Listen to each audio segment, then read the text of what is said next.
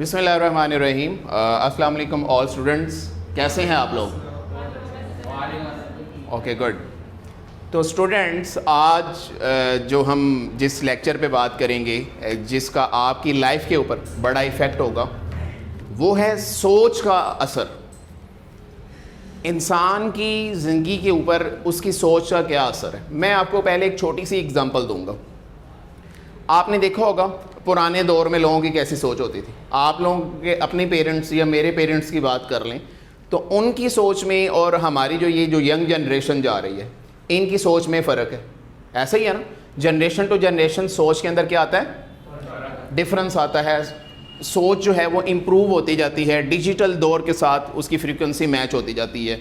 जिस दौर के हिसाब से हमें जो चीज़ें चाहिए होती हैं उस हिसाब से जो है वो सोच वैसी होना शुरू हो जाती है, मॉडर्न होना शुरू हो जाती है। क्लियर? अब मॉडर्न भी दो तरह से हो सकती है, वो अच्छी सोच भी हो सकती है मॉडर्न वाइज, और बुरी साइड पर भी जा सकती है मॉडर्न सोच या मॉडर्न जो यूथ है आजकल की। तो हम बात करेंगे इफ़ेक्ट ऑफ थिंकिंग।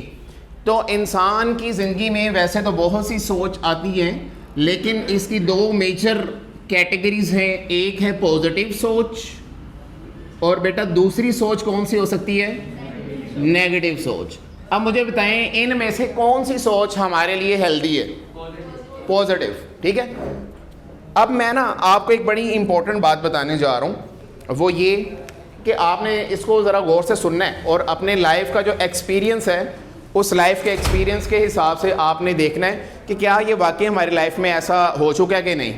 वो चीज़ें जो हमारी लाइफ में पहले हो चुकी हो ना, उसका हमें ज़्यादा अच्छी तरह से रियलाइज़ होता है, हमें इफ़ेक्ट बढ़ता है उस बात का। अब देखें, सब एक होती है इंसान की सोच, ये जी एक है जी देखना सुनना, और बस यही। दूसरी जो चीज़ है वो ये है सोचना।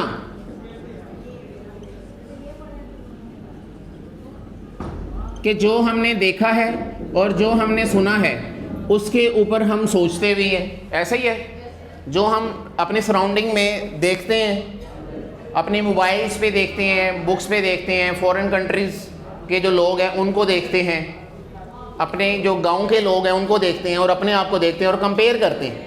अपने गांव के लोगों के साथ कंपेयर करेंगे तो हम कहेंगे जी हम अच्छे हैं, हम बेटर हैं।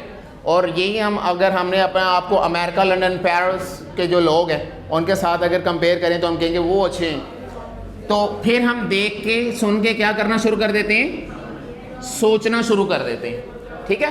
और जब हम सोचना शुरू करेंगे तो अगला स्टेप क्या होगा, यकीन होना। समझ आ रही है? क्लियर? और यकीन करने के बाद अगला स्टेप है और आखिरी स्टेप है अमल करना। आप ज़रा अपनी लाइफ के अंदर, अपनी लाइफ में देखें ज़रा, क्या यही सीक्वेंस होता है? क्या इसी तरह चीज़ें चल रही होती हैं? पहले हम देख रहे होते हैं, सुन रहे होते हैं, फिर हम कुछ चीज़ों के बारे में सोचते हैं, कुछ के बारे में नहीं सोचते। जिनके बारे में नहीं सोचते उनके ऊपर यकीन भी नहीं आता या आने के चांसेस ही नहीं होते, और जिनके बारे में हम सोचते हैं उसके बारे में यकीन हो भी सकता है और नहीं भी, 50-50। क्लियर? और जिस पे यकीन हो जाए जिस बात पे, उसके ऊपर हम फिर क्या करना शुरू कर देते हैं, अमल करना शुरू कर देते हैं। Is it clear? तो ये इंसान की लाइफ के अंदर एक सीरीज़ चलती है इस तरह से। समझ आ गई है? अब मुझे ये बताएं कि एक तो है सोचना, और वो सोच का मैंने आपको बता दिया, वो पॉजिटिव भी है, वो नेगेटिव भी है। पॉजिटिव सोचेंगे तो पॉजिटिव यकीन आएगा, पॉजिटिव रिएक्शन होगा, एक्शन होगा, और पॉजिटिव रिजल्ट्स आएंगे। क्लियर? और नेगेटिव सोचेंगे तो नेगेटिव यकीन पुख्ता होगा, नेगेटिव एक्शन करेंगे और नेगेटिव रिजल्ट्स आएंगे। क्लियर होगी बात? तो ये चीज़ें बड़ी इंपॉर्टेंट है। अब मैं एक बात लिखने जा रहा हूँ, दैट इज़ गोल।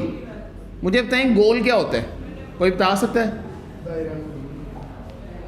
इंसान अपनी लाइफ के अंदर गोल सेट करता है ना, वो उस गोल की बात कर रहा हूँ। वो क्यों सेट करता है गोल?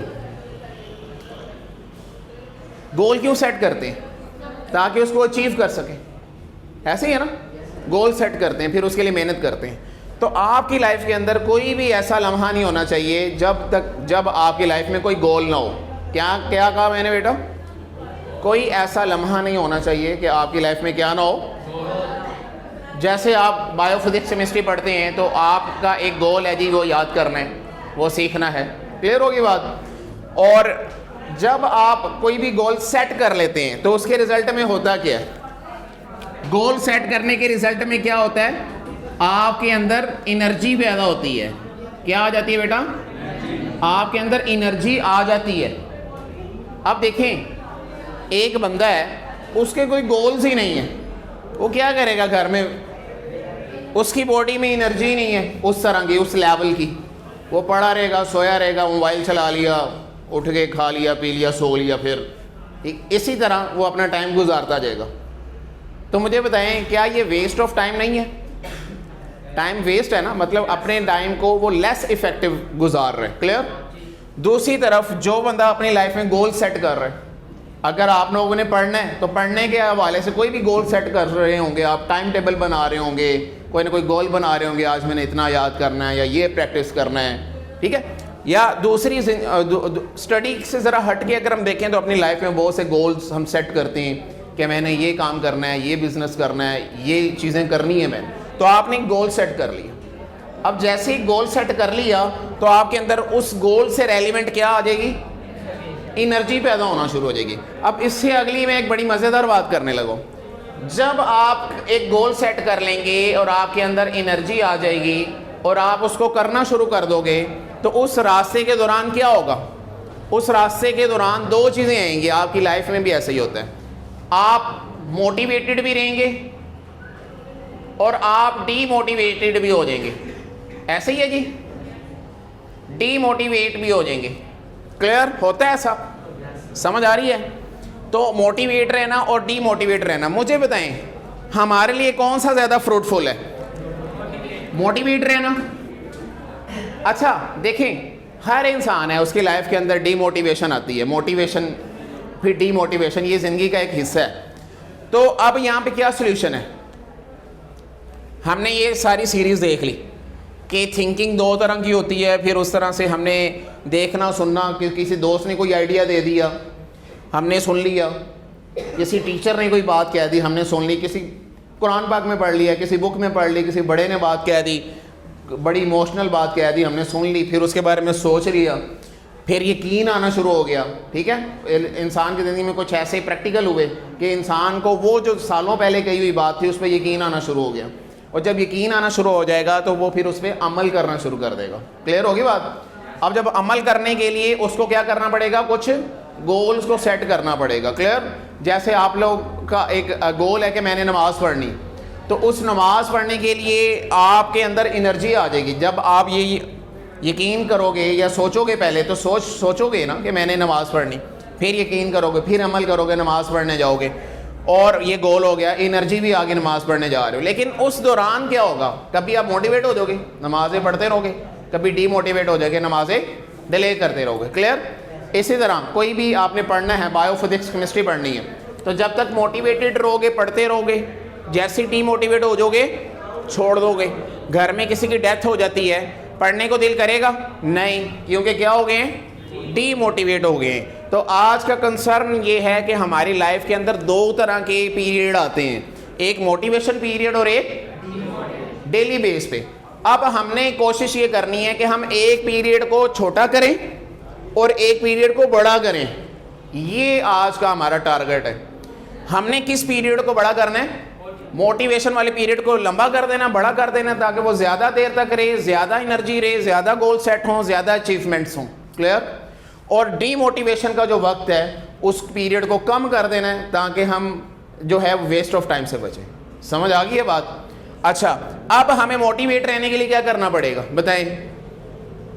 मुख्तलिफ टोटके हैं मोटिवेट रहने के लिए। हम कोई भी हमारा बड़ा बहन भाई है जिससे हमारी बनती है, वैसे तो नहीं बनती, ठीक है, छोटे भाइयों से बात का, तो मतलब कोई ना कोई ऐसा कैंडिडेट होता है, अम्मी अबू या कोई भी दोस्त जिससे हमारी बनती है, तो हम जब तक उसके साथ लिंक में रहते हैं, मोटिवेटेड रहते हैं। तो वो सोर्स कोई मोटिवेशन हो सकती है, वो सोर्स कोई वीडियो हो सकती है, आप वीडियो मोटिवेशनल देख लें तो वो मोटिवेशन जारी रहे।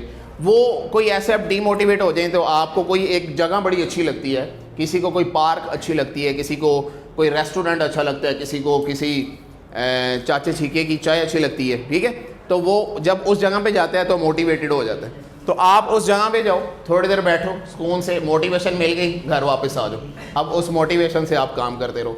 तो मीन्स मैं ये कहना चाह रहा हूँ कि जिन चीज़ों से आपको मोटिवेशन मिलती है उसकी एक लिस्ट बना लो, इससे मिलती है, इससे इससे इससे, और इससे मैं डीमोटिवेट होता हूँ। ये मेरी लाइफ में पॉजिटिव बंदे हैं, ये नेगेटिव बंदे हैं, ठीक है। नेगेटिव बंदों को फ़ारिग करवा दें, डीमोटिवेशन वाली बातों को फ़ारिग करवा दें, और मोटिवेशन वाली बातों को और पॉजिटिव बंदों को ओके कर दें, उनके साथ टाइम जो है वो क्या कर दें, मैक्सिमम गुजारना शुरू कर दें। Is it clear?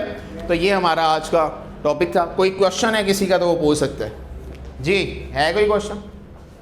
चलें जी, अपना बहुत ख्याल रखिएगा। अल्लाह हाफ़िज़।